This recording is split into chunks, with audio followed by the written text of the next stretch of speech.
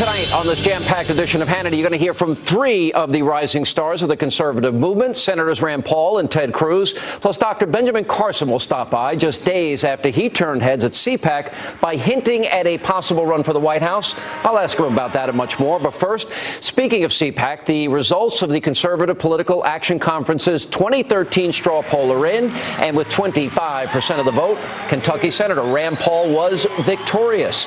Now, attendees were likely not only impressed by his remarks on Friday, but also by his impressive filibuster performance earlier this month. Now, Florida Senator Marco Rubio came in a close second. He got 23%. Former Pennsylvania Senator Rick Santorum, he rounded out the top three. He had 8%. Chris Christie, governor of New Jersey, he had 7%. And former vice presidential nominee and Wisconsin Congressman Paul Ryan, he had 6%.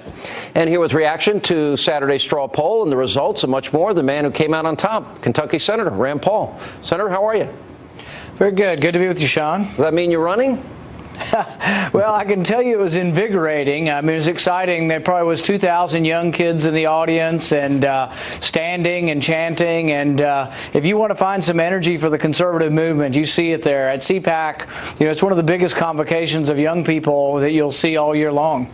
You took a different tack than some of the other speakers, and I actually found myself in agreement with you, and that is the Republican Party needs to get tougher. I'll be honest, I was disappointed this weekend when John Boehner said he absolutely trusts Obama. I don't trust him.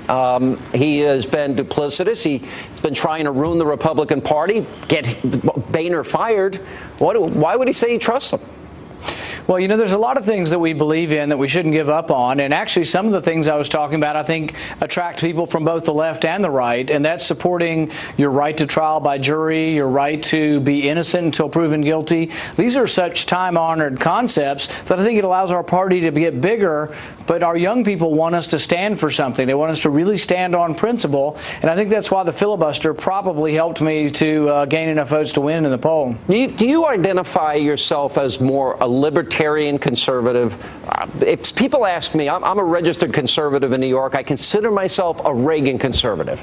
Is libertarian fair, or do you shun that? Do you like that? Do you embrace it? What? It depends on what people mean by it. I use the term constitutional conservative, but I also use the term libertarian conservative. One reason why I think conservative has to be modified is that when we were in power as Republicans, we said we were conservative, but we doubled the debt also.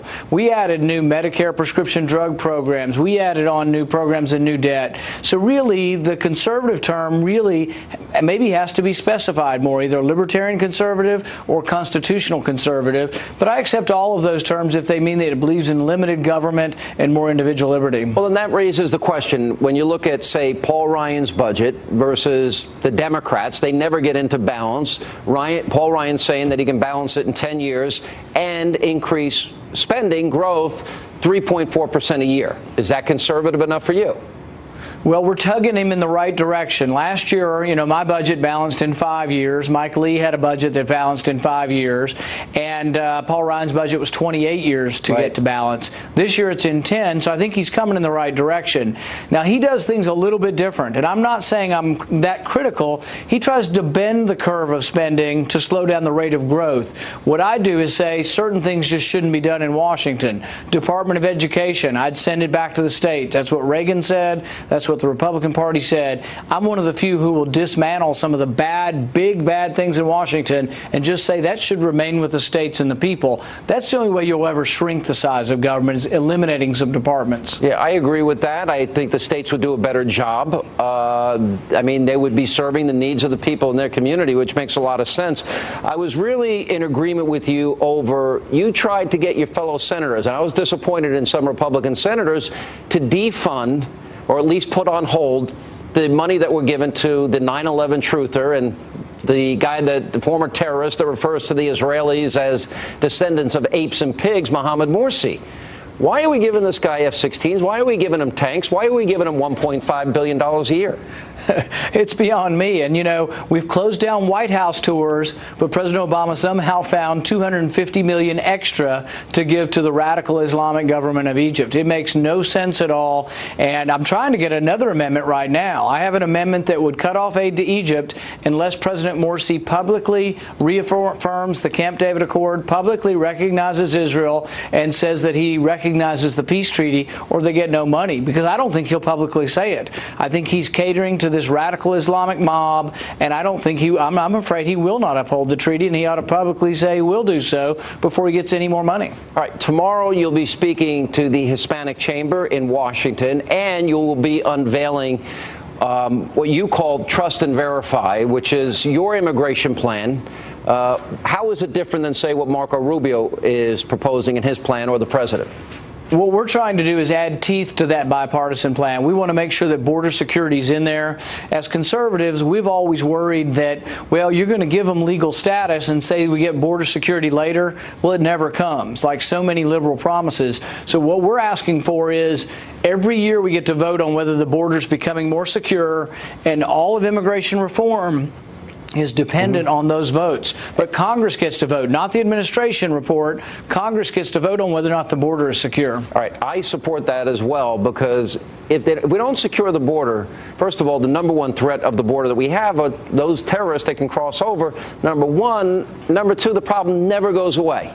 Ever. Right. And we'll be arguing this every 5-10 years about new amnesty, new, it's got to end. And so I would support the reforms if we trust and verify. So I think it's a good provision. Has Senator Rubio supported that? You know, we haven't had any personal discussion, but our staffs are talking, and I think a lot of conservative Republicans will support this. In fact, I think without my amendment, they won't get conservative Republican support, and this has to pass through the House also.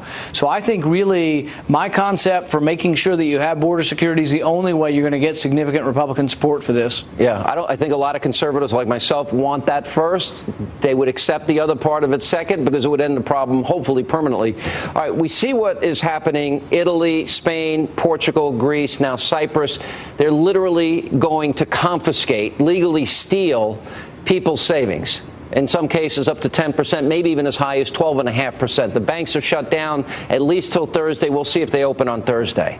The president says we don't have an immediate debt crisis. John Boehner and Paul Ryan confirmed that. I find myself in disagreement. I think it's immediate, a clear and present danger. Well, here's the thing about the president and his word immediate. You know, he says you have to be an imminent threat before they drone you, but that doesn't have to be an immediate threat. So he has a little bit of nuance between the words imminent and immediate with regard to drones. I think with regard to debt crisis, he's just flat out wrong. We do have an immediate problem. It's gathering storm. It's going to be enormous, and if we don't start working on it now, it's going to get so big we may not be able to stop it. We can become Greece, Spain, Portugal, Ireland, Italy, because they're all suffering, and because of too much spending, too much debt, deficits too high. All right, Senator, congrats on your big win. And I know when you announce if you're running for president, you'll do it here. You want to make that promise? Oh, yeah, absolutely. We didn't already announce it, did we? Oh, that's right. No, we didn't say anything about that. I'm just checking. All right. Thank you, Senator. All right.